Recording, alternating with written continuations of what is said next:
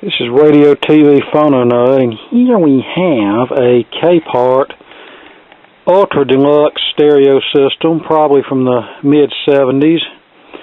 And all jokes aside, this is really a case of where the mighty have fallen. As I'm sure many of you know, at one time Capehart was an elite brand, especially during the 30s and 40s, making very high dollar radios and radio phonograph combinations and such. And I believe sometime in the 1950s they were bought out and the quality started to slide. And by the 60s things had just gotten worse.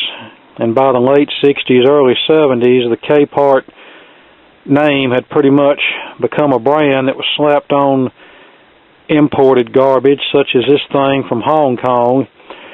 And in recent times, I've even noticed the name slapped on some Crosley Cruiser clone record players. That ought to tell you something. This here is an AM/FM radio. I don't even think the FM portion is stereo, with a 2-speed single-play stereo record player. Capehart AM/FM stereo phono. We have a headphone jack. How generous of them.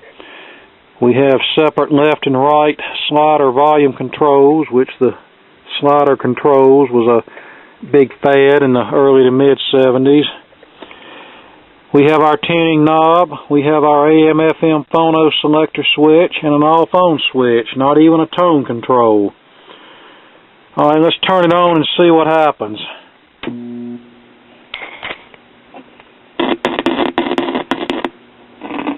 Very staticky controls.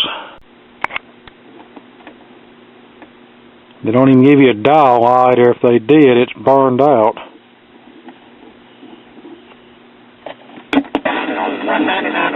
Very dirty function switch. Do the rest of it, right?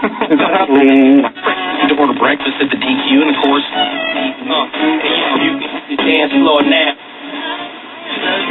We understand, but it's important to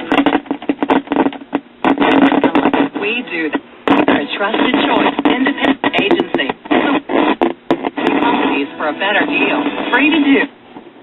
I think the main thing this is going to need is a control cleaning.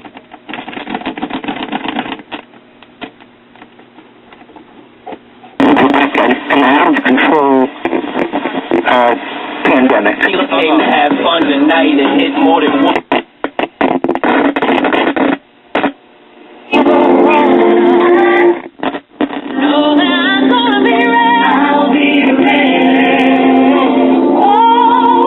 Alright, phono.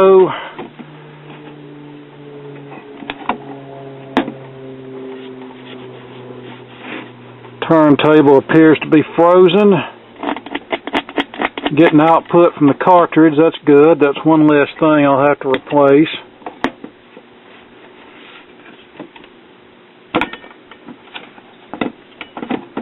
Alright, let's get this thing apart. Hopefully all it'll need is just routine maintenance, and that'll be it. And to hold it together, we have these Easy Strip Phillips head screws. I got 2 of them loose. The other 2 are being real stubborn. It may be time to break out the sledgehammer. Okay, when things won't cooperate, just break it off.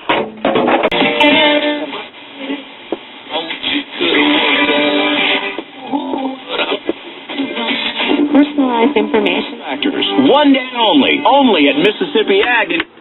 Alright, I managed to get some juice down in the controls and the switch. Mississippi Ag. Stomach fluid, for it, 320. Part of Mississippi Economic Council NEC store and will take statewide as we focus on a better, brighter Mississippi. These events will help shape public policy designed to advance Mississippi's economy. Joseph, you're on with Dr. John Sennett. Go, Joseph. Hey, how are you, Doctor?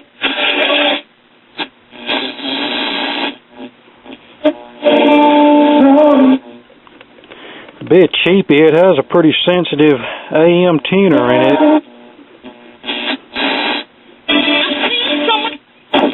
Well, there's 2 parts.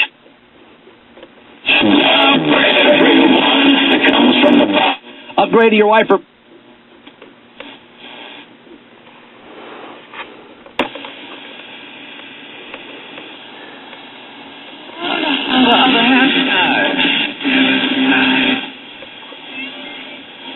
FM's not too great. Back on Mississippi Outdoors Radio. And I'm just observing.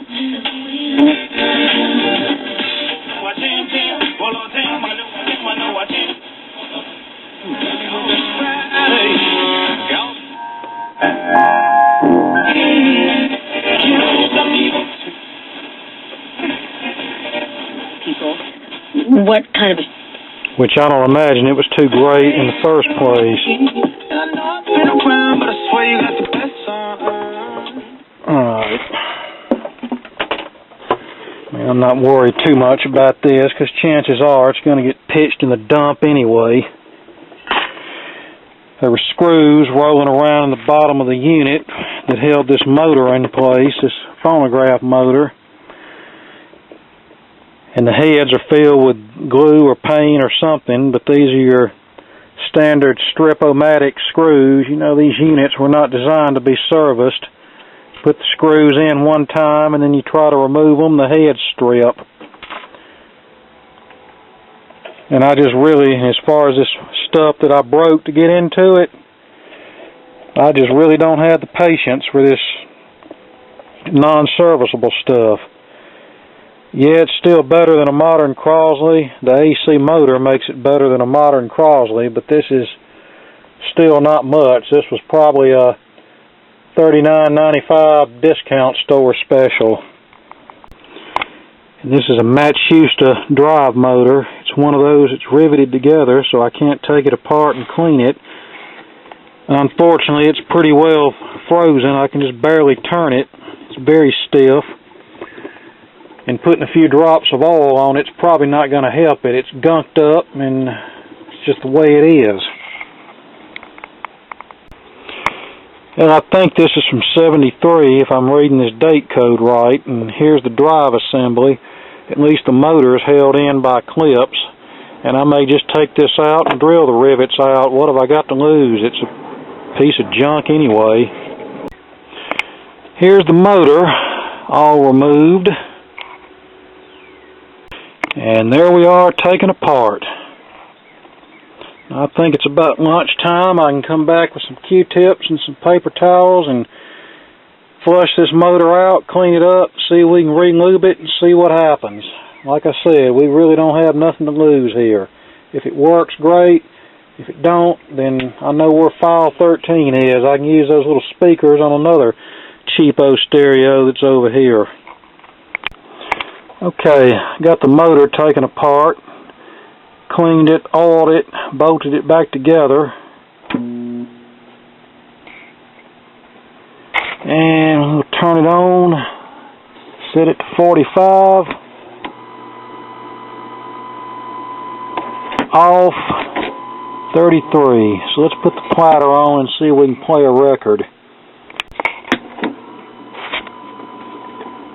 Needle's probably shot. I love you, don't you care? Well, if you're on the run. Yep, very tinny sounding. Winding someplace, just trying to find the sun. Yeah, that idler wheel's got a little divot in it from where somebody left it on. And this thing runs no matter whether you're in radio or phono mode, so if they left this thing in gear, that motor has probably ran every time this thing was ever switched on, so that could explain why it was froze up. It just overheated and got gunked up, and that was it.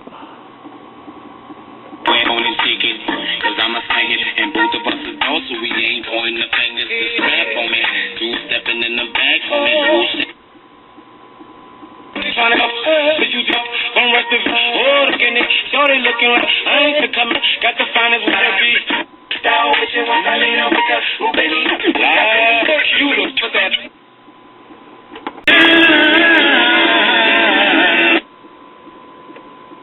For so long,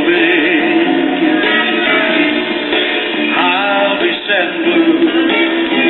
Proud of you, dear only.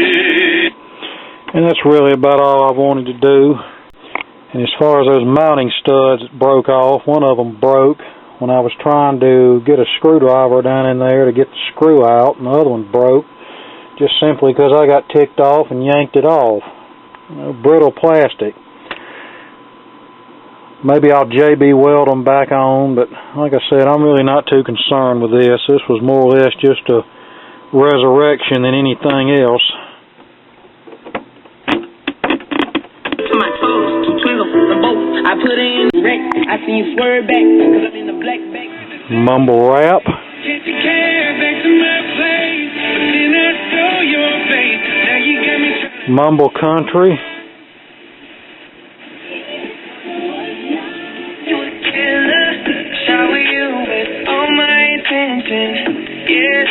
A more expensive vehicle. What?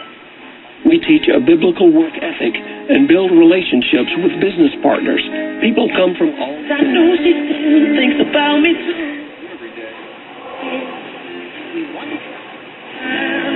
Now with the boy, I've had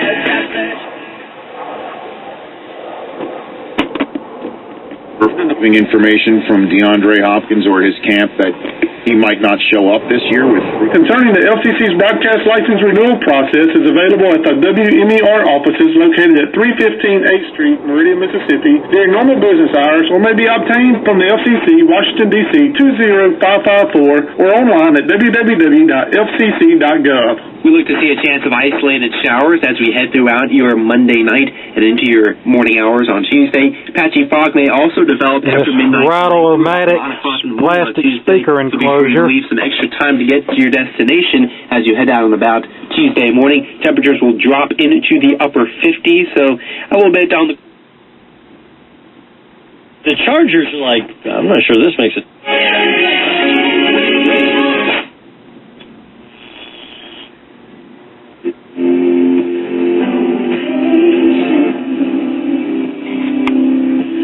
All right.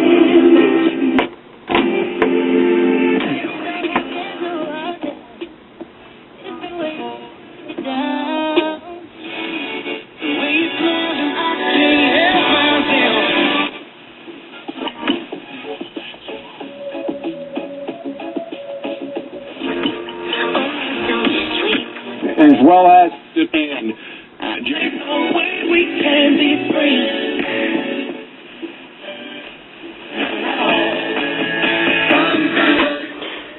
And this plighter doesn't even have a retainer clip. I don't even see where it ever had one. It just lifts off. So, and one of the hinges on the dust cover is broken. As flimsy it is, I'm surprised both of them are not broken.